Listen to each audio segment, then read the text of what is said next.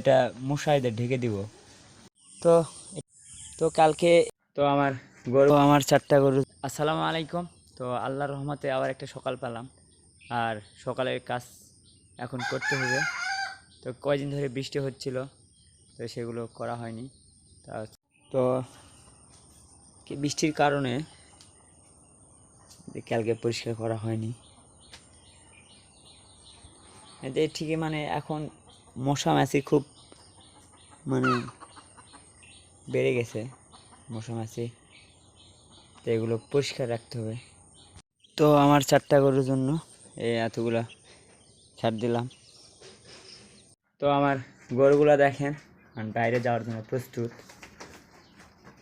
যেহেতু আলো দিয়েছি এই জন্যে দাঁড়ায় আছে। তো শেডটা পরিষ্কার করা হলো, তারপর গরু খাদ্য দেওয়া হলো, তো গরু মিট করা হলো। আর এটা খুব ছোট, আর চিন্তা করতেছি এটা মশারিতে ঢেকে দিব, কেমন হবে আপনি একটু কমেন্ট করে জানাবেন। যেহেতু এখন মশার মানে উপদ্রব বেশি। সকালবেলার গরু বের করা, গরু খাদ্য এগুলো কাজ করা শেষ করার পর আমি যাচ্ছি আমার পটলের জমি দেখতে, কারণ কালকে পটলের জমিতে খুব পানি ছিল, ডুবে গিয়েছিল। তো সেটা আজকে দেখি। তো আমি এখন আমার পটলের জমিতে চলে আসছি। তো দেখতে পাচ্ছি যে পানিগুলো নাই, পানিগুলো চলে গেছে।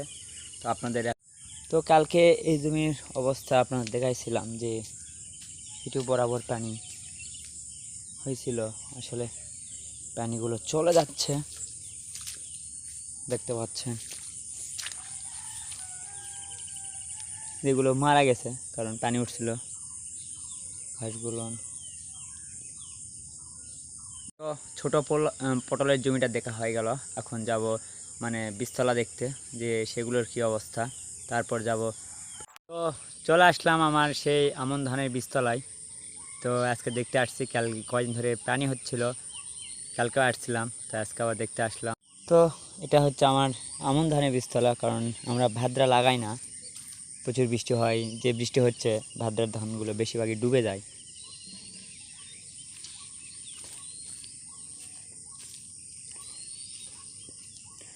তো এই বীজতলা একটু মানে একটু খোবা ডোবার মতো হয়েছে, চান তো আরও কম ছিল, আসলে পাতলা করে ফেলা হয়েছে।